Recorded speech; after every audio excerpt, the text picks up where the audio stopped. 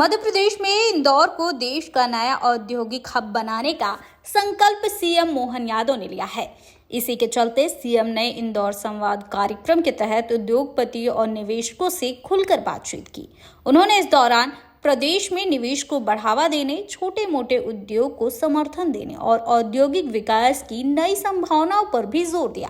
साथ ही कहा है कि बड़े उद्योगों के साथ साथ छोटे और मध्यम उद्योगों को भी बढ़ावा देने की दिशा में सरकार ने कई योजनाएं बनाई है।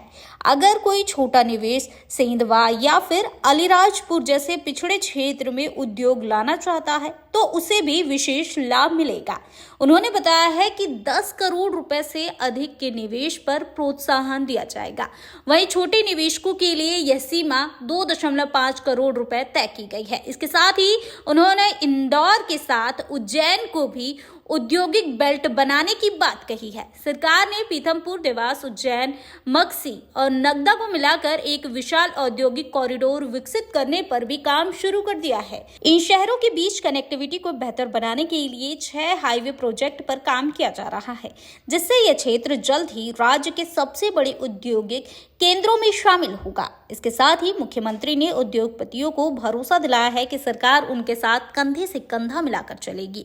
उन्होंने कहा है कि हमारी नीति स्पष्ट है, उद्योगों को बढ़ावा देना, रोजगार के अवसर पैदा करना और मध्य प्रदेश को आत्मनिर्भर बनाना, औद्योगिक राज बनाना, ये हमारा कर्तव्य है। देखिए, जो मैं अभी तक मेरी जानकारी में आया है कि लगभग 31,000 लोगों ने पंजीयन कराया और 18,000 से ज़्यादा लोगों ने कंफर्म किया है। अब विगत 10 दिन से हमने अभी ये निवेदन किया है कि अब हमारे पास वर्तमान के दौर में जितने लोगों ने पंजीयन करा लिए पहले उनको प्राथमिकता देंगे। इसका अर्थ ही समझ में आएगा कि हमारा ये GIS का ज़बरदस्त आकर्षण बना और मुझे इस बात का संतोष है प्रदेश में, देश में और देश के बाहर जो भारत में निवेश करने वाले लोग करीब स्वनाम धन्य काफ़ी लोगों ने इसमें रुचि ली। देखो, कांग्रेस इसी की कीमत चुकाएगी। उनको साधु संतों को, सनातन धर्म को, हिंदू भाई बहनों को, उनको गलत बोलने में मज़ा आता है और इसीलिए वो रसातल में जा रहे हैं। उनकी और बुरी स्थिति बनेगी। ममता बनर्जी भी मृत्यु कुंभ बता रहे हैं महाकुंभ को। उनकी हालत भी यही होने वाली है। जिस ढंग से जिन लोगों ने इस देश की बहुसंख्यक आबादी के साथ अगर अभद्र भाषा बोली है, अब कुंभ में जिनको कुंभ की समझ नहीं वही बोल सकता है। मैं बड़े दुर्भाग्य के साथ कहना पड़ रहा हूँ कि एक जवाबदारी और इतनी बड़ी नेत्री हैं, मैं समझता हूँ कि उनको इतनी बड़ी हिंदू समुदाय की आबादी का अपमान नहीं करना चाहिए। उनके मुंह से निकला तो उनको माफ़ी मांगना चाहिए। मेरी कंपनी रामेश इन्फोविजन जो डाटा सेंटर में वर्क करती है, हमारा दुबई में और बेंगलोर में डाटा सेंटर्स है। अब हम MP में अपना एक इकाई डालना चाहते हैं, जो कि पीथमपुर में हम स्पेशल इकोनॉमिक जोन में चाह रहे हैं। जो हमारे प्रोजेक्ट है 10 मेगावाट का डाटा सेंटर का प्रोजेक्ट है। इसके अंदर हम 2 फेज़ में काम करेंगे। पहला होगा 6 मेगावाट का, जिसका निवेश हम अप्रॉक्सीमेटली होगा 600 करोड़ के ऊपर, और दूसरा हमारे होगा 400 करोड़ के ऊपर। ये 2 फेजेस में हम करने वाले हैं, जो 5 साल के अंदर हम इसे पूरा कंप्लीट कर देंगे। इसके अंदर हम जो हमारा अनुमानित है, जो कि हम जिस जॉब पे हम जो रखेंगे वो अप्रॉक्सीमेटली 250। ये एक्चुअली MP का सेंटर है, इंडिया का सेंटर है ये। इस वजह से जो लॉजिस्टिक सपोर्ट है वो काफ़ी ईजी होता है। इन्वेस्टर्स को हमें यहाँ पे आने में ये बेनिफिट मिलता है कि हमें इंडिया को हम चारों तरफ से हम कवर कर सकते हैं। हम कोई एक जगह पे हम डिपेंड नहीं रह सकते इसके लिए। सर, बेसिकली मूलतः मैं भी मध्य प्रदेश से ही हूँ। मैं धार से बिलोंग करता हूँ। मैं अप्रॉक्सीमेट 10 साल से मैं दुबई रह रहा था, बेंगलोर रह रहा था। अब मैं चाह रहा हूँ कि मैं भी अपने घर में रहूँ, तभी मैं एक इकाई अपने यहाँ डालना चाह रहा हूँ। जो लोग अपने काम करने बाहर जाते हैं, एक दूसरे शहर जाते हैं, सबको एक मोह होता है कि वो अपने घर में रहें। तो एक टाइम बाद वो अपने घर ही आना चाहते हैं। सुबह अगर इंसान काम पे निकलता है तो शाम को अपने घर ही आना चाहता है। इसलिए MP बेस्ट है अपने घर पे काम करने। जो हमें क्वालिटी वर्क हमें अगर बेंगलोर में मिल रहा है तो वो इंजीनियर हमें, अगर मैं किसी को 50 लाख की नौकरी पर रख रहा हूँ तो 50 लाख का मुझे काम करके दे रहा है। यहाँ पर मुझे वो फिलहाल जो स्किल हमें चाहिए वो नहीं मिल पाती है। नहीं तो अगर हमें वो स्किल मिलती तो हम यहाँ के लोगों को रखें। अगर वो हमें स्किल बाहर मिल पाती है तो हम बाहर के लोगों को बुलाना पड़ता है। सर, डिपेंड करता है स्किल पे।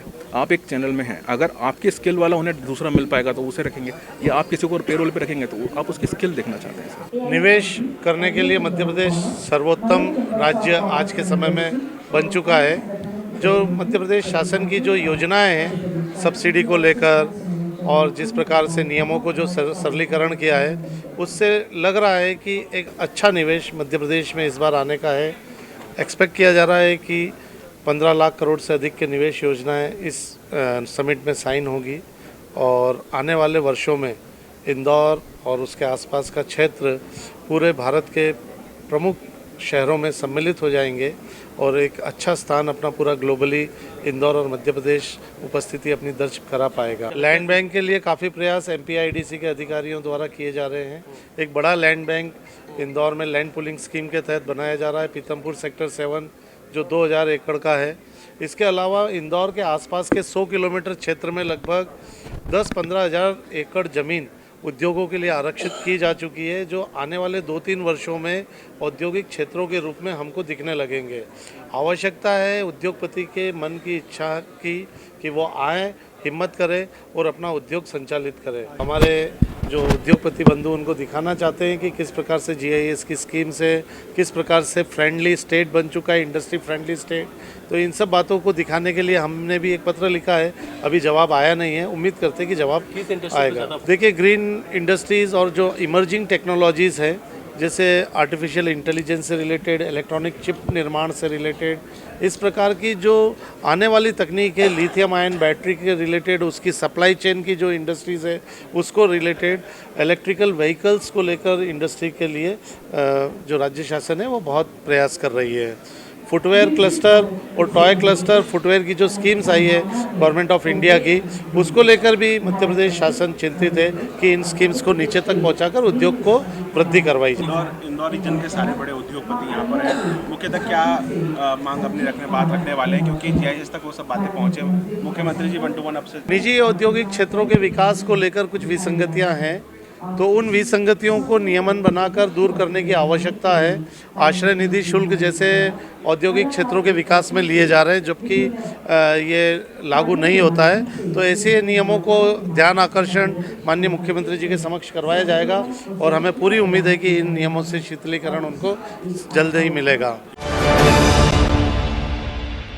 प्योर श्योर दूध और घी, माँ के प्यार सा, मिलावट से दूर, भरोसे से भरपूर, प्योर भी श्योर भी।